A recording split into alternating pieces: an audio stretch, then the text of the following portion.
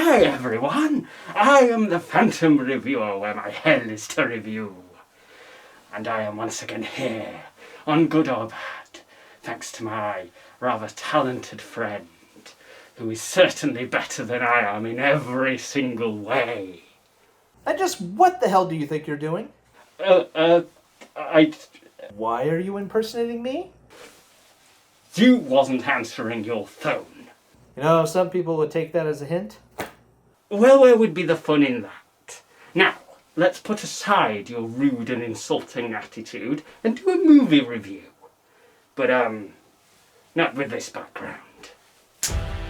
Godzilla, King of the Monsters, is Michael Dougherty's sequel to the movie that came before it. And before you get a chance to, I just want to say I love this movie. I think it's better than the 2014 Godzilla in every way. I agree with you. The story is better, the characters are better, the action is better, and the soundtrack? Oh my god, the soundtrack. They used a variation of the old original Godzilla soundtrack. And it was amazing. Yeah, that's how you resurrect a classic soundtrack to put a nostalgic spin on a modern movie. Yeah, we're looking at you, Justice League, with your Danny Elfman Batman theme.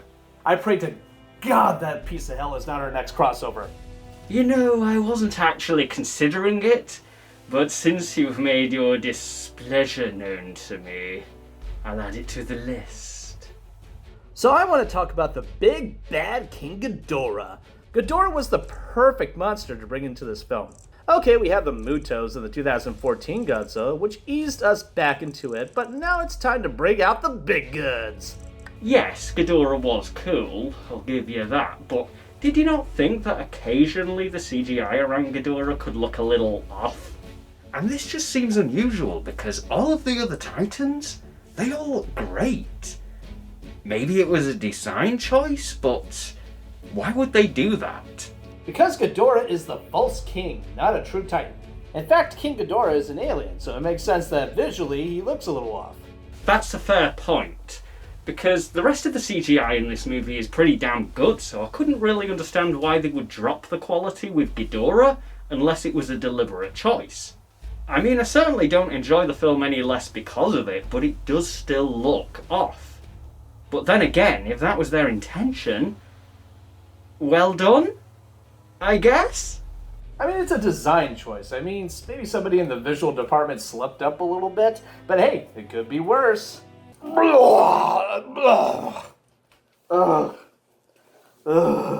So, story time!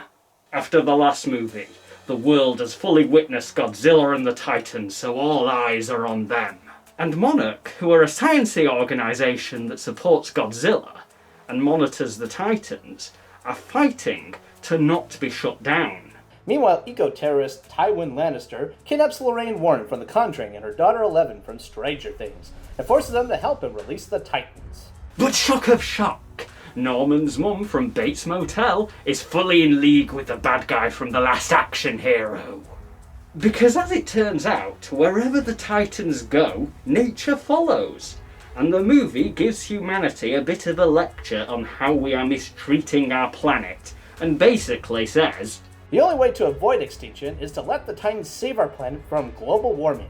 So we get some nice symmetry here, with the original Godzilla movie essentially being a message about the horrors of the nuclear bomb, and this movie being a message about the horrors of pollution. And as overdone as this is, I can accept it more here because it mirrors the fact that the original movie had a statement to make. Whereas most Godzilla films are usually just your standard monster sci-fi film. So there's this piece of technology called the Orca, which uses plot points to wake monsters up, and Charles Dance steals this device from Monarch in the opening of the movie. So the very first thing he does with this device is wake Ghidorah up. But as it turns out, that doesn't go so well. What a shocker! Because he is a false king and an invasive species. Or in other words, a bit of a nasty pasty. Also, King Ghidorah has the ability to wake up other Titans, for plot reasons, I guess. And Ghidorah wakes them all up at once, causing quite a bit of chaos. Realising this, Godzilla pursues King Ghidorah to put a stop to his mean-spirited ways, which involves numerous fights, other monsters, and all eventually culminating in one badass final battle. And it is epic! Well, let's explain why. During Godzilla's second encounter with Ghidorah, Godzilla has the upper hand as the fight is underwater, which of course means the human military launched an experimental weapon called the Oxygen Destroyer to defeat Ghidorah. But because Ghidorah isn't like the Titans, he doesn't need oxygen, but Godzilla does, so they kinda just made things worse, really.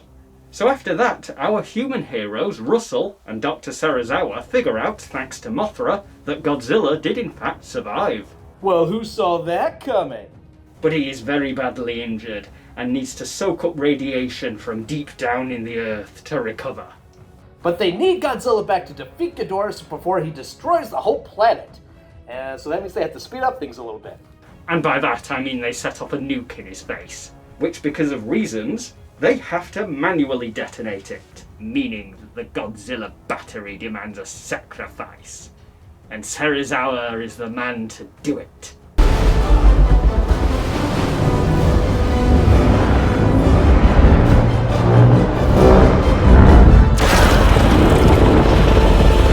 So with that, Monarch and a supercharged Godzilla and Mothra go off to defeat King Ghidorah and Rodan. Meanwhile, young Millie Bobby Brown here is caught up in the middle of all of this, because she took the orca from Charles Dance and brought it to a football stadium to override Ghidorah's signal to stop the Titans from wrecking the place. And Ghidorah isn't all too happy about this, so he hones in onto the signal to destroy it. But all's well that ends well, except for Vera Farmiga, who sacrifices her life to lure Ghidorah away and gives Godzilla the moment he needs to kill it to death. And then, kaboom! The Big G went thermonuclear. And remember that awesome fatality in the last movie. And then this movie has a new take on that, and it's badass.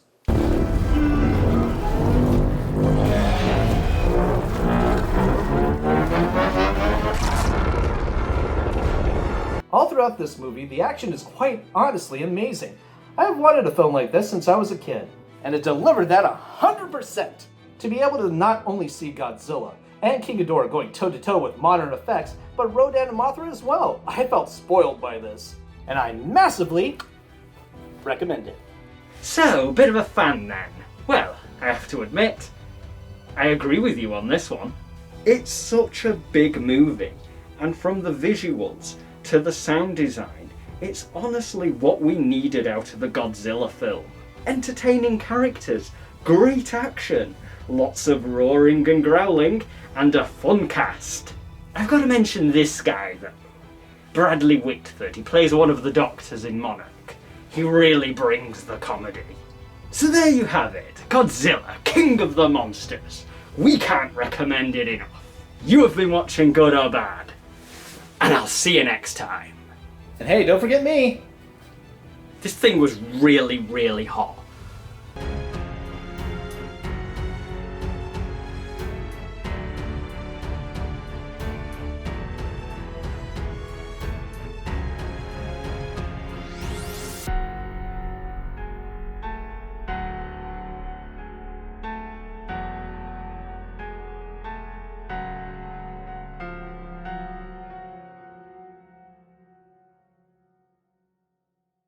Well, you wasn't answering your phone.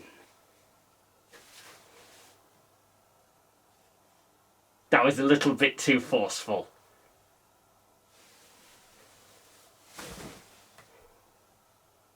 That was also too forceful. Just one moment.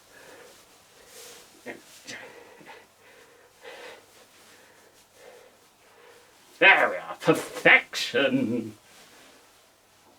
Ha ha.